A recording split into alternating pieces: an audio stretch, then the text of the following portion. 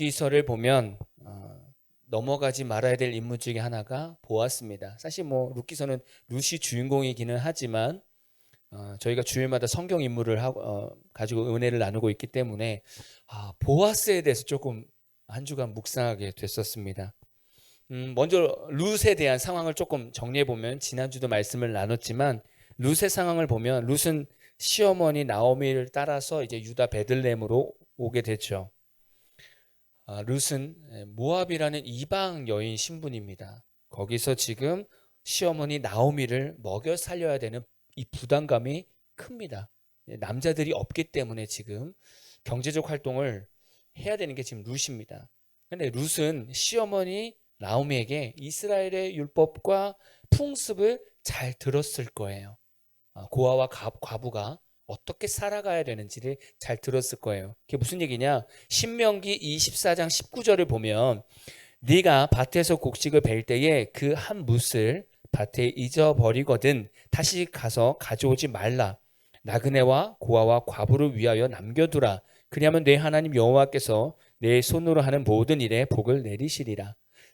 지금 이스라엘 백성들에게 늘 교육이 되는 게 뭐예요? 풍습으로 율법으로 나오는 게 너희들에게 너희들이 이삭을 줍다가 어떻게 해서 떨어지고 흐르면 그거 줍지 마. 왜냐면 그거 고아와 과부가 먹게 해야 돼. 이게 지금 이스라엘 백성들이 전체 알고 있는 율법이고 풍습입니다. 그러니까 나오미도 충분히 며느리한테 뭐 이렇게 얘기했겠죠. 우리가 뭐 먹고 사는 게 뭐 있겠니? 우리 유다 가면 베들레헴 가면 그냥 이삭이나 주면서 먹고 살자. 뭐 이렇게 얘기하지 않았겠습니까? 그러니까 룻이 어머니한테 이제 내가 이삭을 줍기를 결단하는 거예요. 어머니 제가 이삭을 주우러 갔다 올게요. 그렇게 얘기하는 거예요. 그래서 룻기 2장 3절 말씀 보면 룻이 가서 베는 자를 따라 밭에서 이삭을 줍는데 우연히 엘리멜렉의 친족 보아스에게 속한 밭에 이르렀더라. 저는 이 구절에서 우연이라는 말에 좀 꽂혔어요. 우연히. 우리 이런 말 많이 쓰잖아요. 어떻게 우연히 가다 보니까 맛집이었어. 우연히 가다 보니까 그 친구를 만났어. 우연이라는 말을 많이 쓰잖아요. 근데 이 우연이라는 영어 보니까 coincidence라고 해요. 근데 이 우연이라는 말을 유래를 보니까 이런 내용인 거예요. 한 장수가 비둘기를 보고 비둘기를 잡기 위해서 활을 쏩니다. 그래서 그 활이 비둘기를 탁 정중앙을 맞췄어요. 명중을 했습니다. 근데 그 옆에 지나가던 참새까지 맞은 거예요. 갑자기 덩달아서. 그래서 일타쌍피가 된 거죠. 한 번에 두 마리를 잡은 거예요. 그러한 느낌으로 우연이라는 단어를 쓴다는 거예요. 내가 어떤 한 가지 행동을 했는데 같은 시간에 동시에 또 다른 일이 벌어지는 것을 우연이라고 얘기를 하는 거예요. 미국의 심리학자이고 직업 선택 및 진로 개발 분야에서 많은 연구를 했던 크럼볼츠라는 교수가 있는데 이 사람이 비즈니스맨들을 이렇게 많이 조사를 했어요. 그리고 성공한 사람들을 조사를 했어요. 그 결과 성공한 사람 중에서 자신의 계획에 따라서 성공한 경우는 20%밖에 안 된다는 거예요. 자신의 계획을 따라서. 그리고 나머지 80%는 대부분은 우연하게 발생하는 일들, 예기치 않게 만난 사람들을 통해서 성공하게 됐다는 거예요. 되게 재밌는 통계 아닙니까? 열심히 자신이 무언가를 준비해서 했던 사람이 결국 성공하는 건 20%고요. 무언가 하고 있는데 얼떨결에 우연히 다른 일이 벌어졌을 때 그걸로 인해서 성공한 사람들이 80%라는 거예요. 그래서 이 크롬볼츠가 우연을 내 편으로 만드는 방법이 있다는 거예요. 우연히 벌어진 일을 내 성공, 어떤 내 인생에 도움이 되는 그 방법으로 바꿀 수 있는 5가지 내면의 기술이 있다는 거예요. 첫 번째는 새로운 학습 기회를 탐색하는 호기심이 있어야 된다는 거예요. 그 다음 두 번째는 좌절에도 불구하고 노력을 지속하는 인내심이 필요하다는 거예요. 인내심. 세 번째는 태도와 상황을 변화시키는 융통성. 그냥 가만히 있는 것이 아니라 상황과 어떤 태도에 따라서 변화되는 융통성이 필요하다는 거예요. 네 번째는 새로운 기회가 올 때 그것을 긍정적으로 보는 낙관성이 필요하다는 거예요. 다섯 번째는 불확실한 결과 앞에서도 행동하는 위험 감수의 어떤 마음들, 이런 게 필요하다는 거예요. 그럼 저는 이렇게 이 프롬볼츠의 이 논리를 보면서 룻을 한번 봤어요. 룻의 인생을 봤어요. 나름대로 한번 짜맞춰 봤어요. 룻은 우연히 밭에 갔다고 하는데 그러면 이 5가지가 있을까? 저 나름대로 꾸역꾸역 묵상하면서 맞춰봤어요. 첫 번째는 새로운 학습 기회를 탐색하는 호기심이라고 얘기하잖아요. 근데 룻의 삶을 보니까 모압에서 시어머니를 따라서 생전 처음 경험하는 유다 베들레헴으로 그냥 어머니 한 분만 보고 나아갑니다. 얼마나 대단한 사람입니까? 새로운 환경을 봐도 전혀 두려움이 없는 거예요. 그냥 어머니 따라서 오는 거예요. 저는 그거를 그냥 호기심이라고 생각해요. 이런 새로운 학습의 기회를 탐색하는 호기심. 그냥 그런 마음들, 좀 도전의식 이런 부분이 있는 것 같아요. 두 번째, 좌절에도 불구하고 노력을 지속하는 인내심. 룻은 남편도 죽었죠. 시아버지도 죽었어요. 누가 봐도 좌절할 수밖에 없는 상황인데 그것을 뛰어넘는 인내심이 있는 거예요. 어머니와 함께 이 어려움을 이겨내고자 하는 마음이 있었던 거예요. 세 번째, 태도와 상황을 변화시키는 융통성. 룻의 기준에서 유대의 베들레헴은 이방 땅입니다. 가정적으로도 어렵죠. 자포자기 할 수도 있어요.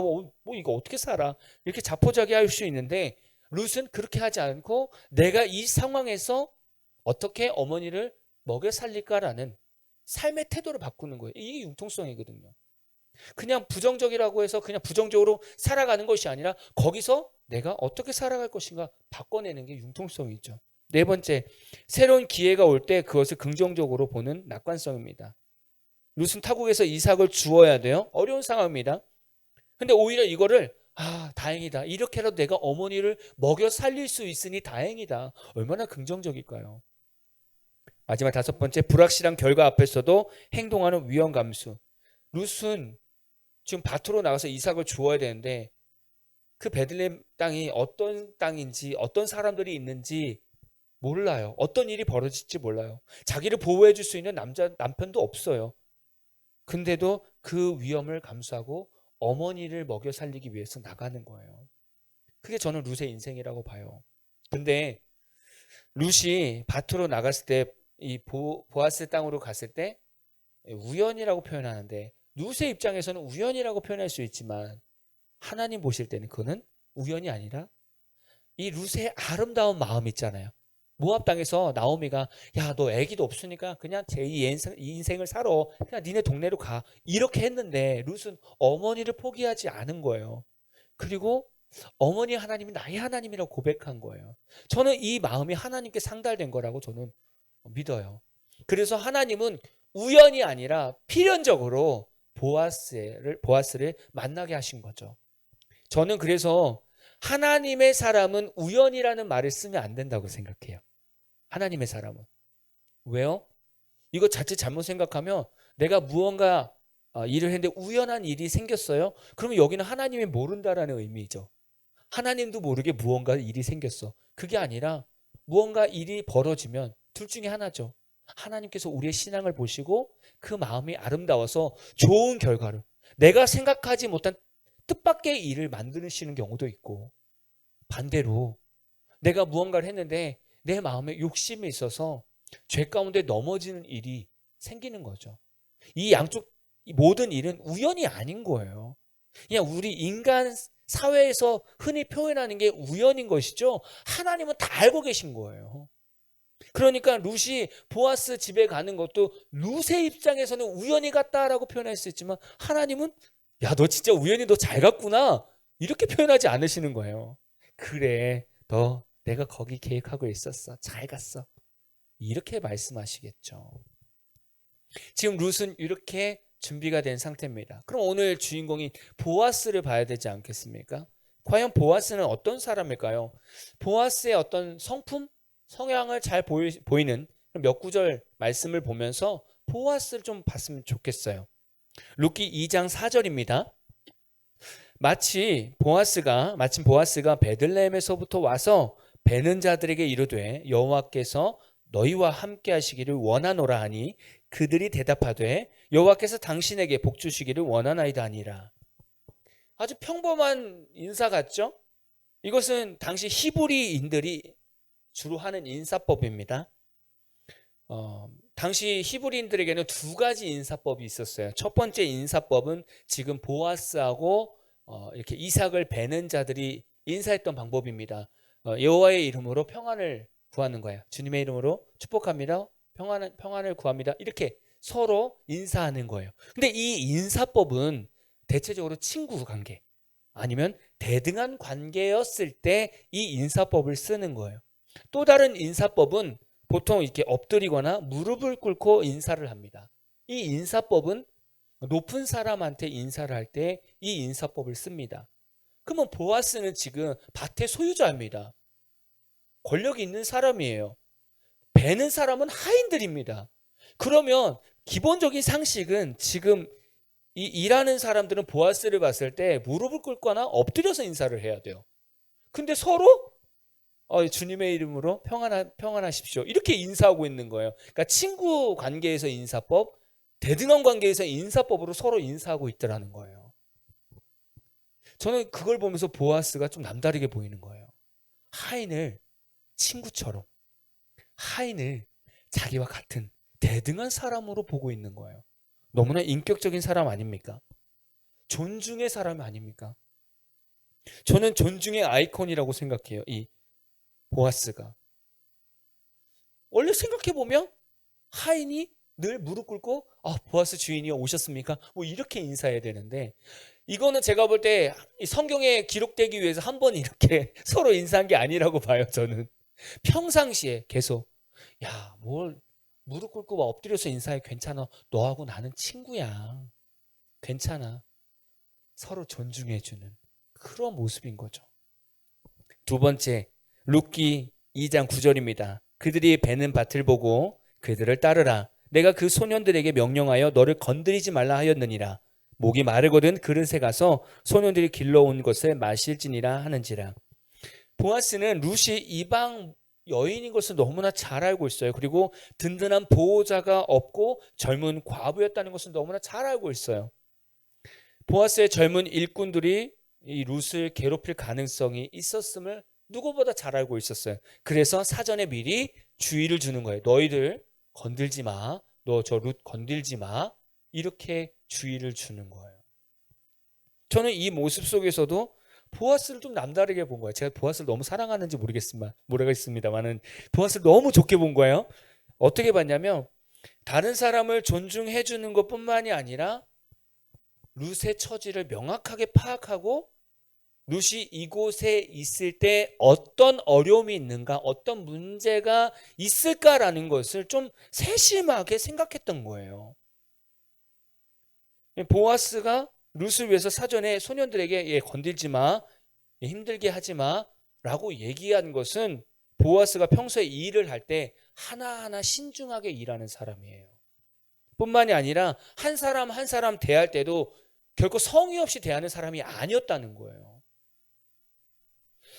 왜냐하면 이런 생각을 해봤어요. 저도 사역을 해보지만 저도 이렇게 여러 교회에서 사역을 했지만 사역을 하다 보면 뭐 소그룹을 만들 수도 있고 어떤 일을 하면서 일꾼들을 세울 수도 있고 어떤 사람과 사람을 이렇게 뭉쳐서 한 소그룹을 만들 수 있는데 여기서 우리가 이제 놓치는 건 서로의 상황을 세밀하게 바라보지 않으면 그 소그룹에서 문제가 생긴다는 거예요. 상처가 생기는 거죠. 그거를 목회자도 저희도 마찬가지예요. 꼼꼼히 이렇게 좀 체크하게 돼요. 예를 들면 제가 청년부 사역하다 보면 엑스프렌드가 있잖아요. 헤어진 제 친구들이 있잖아요. 처음 교회 가면 저는 그걸 모르잖아요. 처음 사역자가 누구랑 헤어졌는지 어떻게 알아요? 그러면 저는 막 이렇게 막 셀을 짜나요. 그러면 막 임원들이 난리가 나요. 아유 목사님 이러시면 안 돼요. 얘하고 붙여놓으면 난리가 납니다. 그럼 알죠. 과거에 그런 사이였구나. 그러면 얼른 바꿔주죠. 근데 예를 들면 목회자가 이렇게만이라도 셀 편성하면 됐지 뭐 너무 좋지 뭐 진행해. 이렇게 만약에 한다고 해보세요. 그러면 셀 편성돼서 모였는데 이전에 좀 안 좋게 헤어진 남자친구 여자친구 거기 앉아있는 거예요. 그러면 얼마나 마음이 불편하겠어요. 사실 이렇게 잘못 편성하면 교회 안 나오는 케이스들도 있어요. 보아스 입장에서 볼 때 그냥 뭐 룻이 그냥 내가 내 밭에서 이삭이라도 죽게 했으면 됐지 뭐. 아유, 내 역할 충분히 잘했지 뭐. 그래, 마음껏 주어. 그리고 만약에 갔다고 한다면 정말로 보아스의 하인들이 룻을 괴롭힐 수도 있는 거죠. 근데 그것까지도 배려해서 미리 소년들에게 지시해 놓는 거예요. 괴롭히지 마. 힘들게 하지 마. 그렇게 해 놓는 거예요. 저는 명철한 사람이라고 생각합니다. 정말 신중하고 명철하고 지혜로운 사람이라고 생각해요. 우리가 여기까지 일을 해야 되는데, 그렇죠? 우리가 이렇게 사람의 마음을 헤아려서 여기까지 우리가 챙겨줘야 되는데, 우리가 보면 보통 이삭을 죽게 해주는 그 허락까지만 많이 일을 끝내요. 그러다 보면 그 뒤에 이렇게 사람과 사람 사이에서 어려움이 생기기도 합니다. 저는 그래서 참 명철과 지혜가 있는 보아스다, 이런 좀 묵상을 하게 됐고요. 세 번째는 룻기 2장 15절에서 16절입니다. 룻이 이삭을 주우러 일어날 때에 보아스가 자기 소년들에게 명령하여 이르되 그에게 곡식단 사이에서 줍게 하고 책망하지 말며 또 그를 위하여 곡식 다발에서 조금씩 뽑아버려서 그에게 줍게 하고 꾸짖지 말라 하니라. 지금 룻이 식사를 하고 일어나서 또 이삭을 줍는 거예요. 근데 이삭을 주어도 뭐 이 당시에는 그렇게 많이 못 줍는다는 거죠. 그냥 어머니를 먹여야 되는데 룻은 보아스는 룻을 더 챙겨주고 싶고, 그래서 하나의 방법이 뭐냐면 소년들한테 몰래 가가지고, 야, 니들 이렇게 그 가지고 갈 때, 곡식 가지고 갈 때 이렇게 조금씩 뜯어가지고 밑에다 떨어뜨려놔, 알았지? 그러면 이 룻 입장에서는 이게 단에서 주술 때 왜 이렇게 이삭이 많이 떨어졌지? 그러면서도 땡큐잖아요. 어쨌든 떨어진 건 줍는 거니까. 근데 저는 여기서 또 보아스의 또 매력을 느끼는 거예요. 배려. 만약에 룻이 대놓고, 보아스가 대놓고 룻을 챙겼다면 그것도 참 어려운 거예요. 아니면 대놓고 막 떨어뜨려 주면 그것도 룻이 볼 때 자존심 상하는 거예요. 또 아니면 대놓고 챙겨줬을 때 다른 하인들이 봤을 때, 다른 소녀들이 봤을 때 그것 또한 또 마음이 상하는 거예요. 그들이 마음을 상하는 거죠. 그러니까 양쪽 다 만족할 수 있는 방법, 그것은 소년들한테, 야, 너희들이 조금 뜯어가지고 여기다 떨어뜨려놔. 그래서 룻이 주우면서 갈 수 있게 해줘. 저는 거기서 배려를 느끼게 되는 거예요. 이 하나를 통해서 룻이 마음 상하지 않도록, 자존심 상하지 않도록, 하지만 내가 챙겨줄 걸 다 챙겨주는, 그리고 또 자기가 챙겨준 걸 또 드러내지를 않아요. 조용히 또 지나가게 합니다. 너무 부끄러운 거예요. 우리는 뭐 챙겨주면 자꾸 생색내려고 하잖아요. 뭐 조금이라도 챙겨주면 내가 챙겨준 거야, 생색내잖아요. 보아스는 그게 아닌 거예요. 여기서 뭐 너무 반하는 거예요. 저는 이 보아스의 인물을 보면서 참 멋있는 남자다. 이런 멋있는 남자가 지금 이제 나오미 집에 기업물을 짜러 들어가는 거예요. 이게 참 어려운 겁니다. 이 당시에 이스라엘 백성 안에는 기업물을 고엘 제도라고 하죠. 고엘 제도라. 이 고엘 제도가 있었어요. 고엘 제도가 뭐냐면 한 어떤 공동체 내에서 구성원들이 서로의 재산과 가문을 보호해 주는 제도예요. 서로 보호해 주는 거예요. 예를 들면 뭐 친척이 궁핍해서 자신의 기업, 자신의 땅을 팔았던 경우가 있으면 옆에 주변의 친척들이 돈이 많으면 그 땅을 다시 사서 그 집안에게 다시 주는 거예요. 지금 나오미도 지금 땅을 다 팔고 모압 땅에 한번 갔죠. 전 재산을 다 팔아서 간 거죠. 그러니까 지금 보아스는 그걸 책임져 줘야 되는 거예요. 또 예를 들면 친척 중에서 빚을 많이 져서 노예로 팔려갔어. 그러면 이스라엘 백성들은 어쨌든 친척들이 돈을 내서 노예로 팔려간 사람을 빚을 갚아주고 이 사람을 다시 데리고 오는 거예요. 이게 다 고엘 제도입니다. 심지어는요, 가족들 안에서, 친족들 안에서 지금 대를 이어야 되는데 아들을 못 낳고 남자들이 다 죽었어. 그러면 계대 결혼이라는 게 있잖아요. 그래서 같이 대신 주변에 뭐 예를 들면 남동생이 대신 결혼한다든지 옆에 사촌 오빠가 대신 며느리하고 결혼해서 아들을 낳아주는 거예요. 이게 계대 결혼인데 이것도 이 고엘 제도에 있는 거예요. 지금 보아스가 나오미 집에 이 고엘 제도를 하러 들어가는 거예요. 대가 끊겼잖아요. 엘리멜렉 집안의 대가 끊겼단 말이에요. 이 기업 모른다는 것 자체가 어떻게 보면 좀 손해 같기도 해요. 내 재산을 들여서 엘리멜렉 집안을 세워야 되는 거예요. 이 땅을 다시금 살려줘야 되는 거고, 내가 룻하고 결혼해서 아들을 낳으면 그 첫째 아들은 나오미의 손자가 되는 거예요. 그러니까 룻의 남편 말론의 아들이 되는 거예요. 아니 이게 지금 현재로는 우리 현대 시대에서 이게 좀 이해가 안 되는 상황입니다. 너무 억울한 거예요. 이거는 진짜 너무나 억울하고 너무 황당한 상황인데, 이때는 그 이스라엘 백성들을 지켜내기 위해서, 그 혈연 공동체를 지켜내기 위한 방법이었어요. 지금 보아스가 이걸 감당해야 돼요. 근데 보면 참 너무나 기쁜 마음으로 이 고해 제대로 감당합니다. 저는 참 보아스가 참 멋있는 사람인 것 같아요. 근데 보아스를 묵상하다 보니까 누가 생각나냐면 예수님이 생각날 수밖에 없었어요. 저는 보아스 자체도 예수님을 예표하기 때문에 예수님을 묵상하게 됐어요. 그래서 보아스와 예수님을 오버랩해서 생각해 보니까, 보아스 첫 번째 보니까 아까 친구처럼 하인을 대했잖아요. 친구 같으신 예수님을 발견하게 되는 거예요. 요한복음 15장 14절 보니까 너희는 내가 명하는 대로 행하면 곧 나의 친구라. 생각해 보세요. 저는 이 말씀이 너무 이해가 안 돼요. 왜 이해가 안 될까요? 우리가 예수님과 친구가 될 수 있습니까? 우리가 예수님과 친구가 될 수 있는 관계입니까? 우리는 엎드리고 또 엎드려도 그 은혜를 다 갚지 못할 종입니다. 죄인이에요. 근데 예수님이 뭐라고 하냐면 너는 내 친구래요. 이게 너무 감동이잖아요. 같이 동등하게 같이 바라본다는 거예요. 보아스가 그렇게 했잖아요. 하인들을 자신의 권력으로, 부와 명예로 하인들을 무시하고 막 권력자로 서 있는 것이 아니라 대등한 관계를 대해주는 거예요. 근데 예수님이 우리를 그렇게 대해주시는 거예요. 이 땅의 모든 권세를 다 가지고 있는데 우리 위해서 권세자로서 우리에게 막 어떤 권력을 행하실 수도 있는데 예수님은 그렇게 안 하세요. 오히려 친구로, 오히려 우리를 아주 친분이 있는 관계로 다독거려 주신다는 거예요. 근데 이게 말이 안 되는 거예요, 사실은. 우리가 예수를 믿고 있지만 우리 이런 관계가 될 수가 없는 죄인인 거예요. 근데 예수님은 괜찮아. 편하게 나한테 와. 이렇게 말씀하시는 거예요. 우리가 아무리 큰 죄 가운데 빠져도 괜찮아. 편하게 나한테 와. 아무리 교만해도 괜찮아. 죄인 걸 깨달았니? 나한테 와. 아무리 흉악한 사람이라도 그래, 나 믿는다고? 괜찮아, 와. 절대로 하대하지 않고 한 영혼을 존중해 주신다는 거예요. 그게 우리가 믿고 있는 예수님이에요. 두 번째는요, 모든 상황을 아시는 예수님이라는 거예요. 예수님은 우리의 모든 상황을 다 아시잖아요.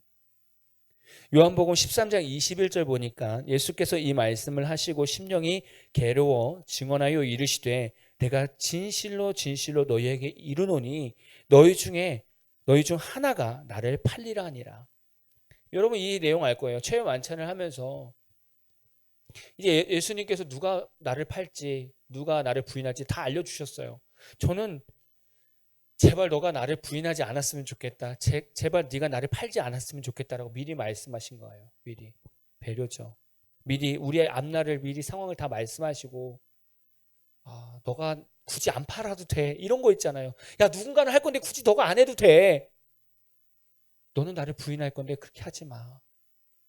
미리 말씀하셨는데 제자들은 그대로 다 했어요. 예수님은 은 30에 가룟 유다는 팔게 되고, 베드로는 예수님이 잡혀가셨을 때 같이 쫓아갔지만 많은 군중들 안에서 야, 너도 예수당이잖아 라고 베드로가 코너에 몰리자 나 예수 몰라 그러면서 3번 부인하게 돼요. 예수님은 우리 삶을 모든 걸 아시고 깨닫게 하시고, 예수님은 심지어는 우리를 죄 가운데 버려두시는 것이 아니라 오히려 죄에서 떠나게 하시는 것이 예수님이에요. 그래서 우리를 미리미리 알게 하시고 깨닫게 하세요. 보면 예수님 우리에게 성령을 보내주세요. 우리에게 성령을 보내주셨잖아요. 성령이 왜 필요합니까? 우리 안에 성령님이 왜 필요합니까?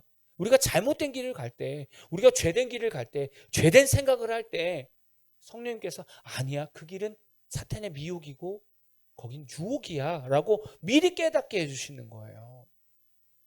그게 예수님이에요. 때로는 제가 이렇게 사역하다 보니까 막 하나님을 원망하는 사람들이 있었어요. 아니, 하나님이 어떻게 사랑의 하나님인데 우리 가정을 이렇게 만드셨어요. 하나님이 능력이 있다면서 어떻게 저한테 이렇게 하셨어요 라고 얘기하는데, 쭉 대화하다 보면 결국 자기 욕심 때문에 결정했던 일들이 너무 많은 거예요. 그리고 그것 때문에 문제가 벌어진 일들이 너무 많은 거예요. 그러고 나서 원망은 하나님께 하는 거예요. 내 마음대로 살고 나서 원망은 하나님을 하는 거예요. 아마 분명히 그 친구들 마음속에는 예수님의 근심이 있었을 거예요. 하지 마. 그 길 가지 마. 뭔가 불안한 마음이 있었을 거예요. 근데 내 욕심이 있기 때문에 간 거죠. 예수님은요, 우리를 그냥 내버려 두시는 분이 아니에요. 구원만 주시고, 딱 구원만 주시고 나서 세상에서 막 미혹에 넘어지고 유혹에 넘어지도록 그렇게 내버려 주시는 게 아니에요. 그랬다가 우리가 다 미혹에 빠져가지고 지옥에 가면 거봐, 야, 내 구원 줬는데 너네 왜 이렇게 다 유혹에 넘어갔어? 이렇게 하시는 분이 아니라 미리 우리를 깨닫게 하시는 거라고요. 너 이 길로 가면 죄의 길로 가는 거야. 돌이켜야 돼. 그 감정이 우리한테 뭐예요? 근심, 뭔가 불안함, 답답함. 이것으로 우리 마음에 온다고요. 지금 보아스를 보세요. 보아스는 룻을 볼 때, 룻 여기서 일할 때 뭐가 힘들까? 우리 종들이, 우리 하인들이 얘를 힘들게 하겠구나. 내가 이걸 미리 알게 해줘야지. 그리고 그것도 똑같이 룻에게 얘기합니다. 내가 종들한테 얘기했어. 너 괴롭히지 말라고 얘기해놨어. 예수님 같지 않습니까? 세 번째는요, 마태복음 9장 22절입니다. 예수께서 돌이켜 그를 보시며 이르시되 따라 안심하라. 내 믿음이 너를 구원하였다 하시니 여자가 그 즉시 구원을 받으니라. 이 말씀 너무 잘 아실 거예요. 마태복음 9장 20절에서 22절 보면 12년 동안 혈루증으로 앓았던 여인이 있었어요. 일단 여인들은 하혈을 하면 부정한 자였습니다. 그래서 밖으로 나오면 안 돼요. 그 다음에 어떤 사람을 만지든 물질을 만지든 그것은 다 부정을 탑니다. 부정한 거예요. 그래서 정결 예식을 해야 돼요. 지금 12년 동안 혈루증을 앓았던 여인은 예수님에 대해서 들었잖아요. 그래서 예수님을 만나고 싶은 거예요. 예수님 옷자락만 만져도 나을 것 같은 믿음이 있는 거예요. 그래서 예수님께 가서 옷자락을 만졌잖아요. 그래서 나음을 받았어요. 자, 병이 난 걸 본인이 알아요. 얼마나 기쁩니까? 얼마나 행복합니까? 근데 성경을 보면 알겠지만 여인이 막 뛰고 막 소리 지르면서 기뻐했습니까? 아니에요. 두려워했어요. 왜 그랬을까요? 본인 너무 잘 알아요. 율법적으로 너무 잘 알아요. 자기는 지금 밖으로 돌아다니면 안 되는 율법적으로 정죄받는 여인이었어요. 내가 예수님을 잡았으니까 이제 예수님도 이제 부정한 사람이 된 거예요. 그런 여러 가지 복합적인 어떤 율법적인 생각들이 있었던 거죠. 이 여인이 얼마나 바들바들 떨고 있었겠습니까? 예수님이 주변을 보다가 이 여인을 보면서 첫 마디가 따라 안심하라. 배려잖아요. 어디가 아팠어? 왜 그랬어? 내 옷 왜 만졌어? 막 이렇게 따지시는 것이 아니라 얼마나 민망해. 거기서 막 따지시면 야, 어디가 아팠던 거야? 얼마나 아팠던 거야? 야, 그렇게 아팠으면 나한테 얘기를 하지. 야, 굳이 뭐 이렇게 이게 아니라 모든 함축적인 말 따라 안심하라. 이 말에는 너 율법적으로 너 정죄 안 받아도 돼. 나 율법적으로 부정적인 사람 아니야. 이 모든 부분이 포함된 거예요. 안심하라. 그리고 평안히 가라. 저는 예수님의 이 배려가 보이는 거예요. 저는 예수님을 믿으면서 이런 예수님을 만나게 돼요. 생각해 보세요. 우리가 때로는 죄를 짓고 하나님의 뜻에 벗어나서 살아가는데 우리가 기도하면 주님께서는 갑자기 나타나셔서 우리를 민망하게 만드시지 않는다는 거예요. 야, 너 다시 한번 따져보자. 너 회개하기 전에 좀 생각 좀 해보자. 야, 내가 그렇게 은혜를 베풀어 줬는데 너 어떻게 그렇게 할 수 있어? 막 이러면서 따지시지 않아요. 우리 막 민망하게 부끄럽게 만들지 않아요. 그냥 내가 죄 가운데 있을 때 내가 주님 앞에서 주님 잘못했어요. 그러면 물어보지도 않고 따지지도 않고 그냥 덮어주세요. 그리고 용서해 주세요. 그게 배려인 거예요. 우리가 민망할까 봐. 그렇지 않아도 죄 가운데 빠져서 마음이 너무 힘든데 와서 주님께 기도하는데 주님이 내 마음에서 계속 따지고 캐먹고 그러면 우리가 얼마나 마음이 힘들겠어요. 그러면 그다음부터 회개하겠습니까? 불편해서 회개 못하지. 근데 주님은요, 우리가 어떤 죄를 져도 주님 앞에 나가서 주님 정말 죄송해요. 그러면 진짜 따지지도 않고 묻지도 않고 잘 왔어. 이렇게 품어주는 게 주님이에요. 왜 그렇게 하신다고요? 우리가 주님 앞에 늘 나올 때 민망하지 않게, 부끄럽지 않게, 죄 가운데 빠져서 두려운데 주님 앞에 가는 것도 두려우면 어떡해요? 그러니까 주님이 두려워하지 마. 그냥 와. 이렇게 안아주는 거예요.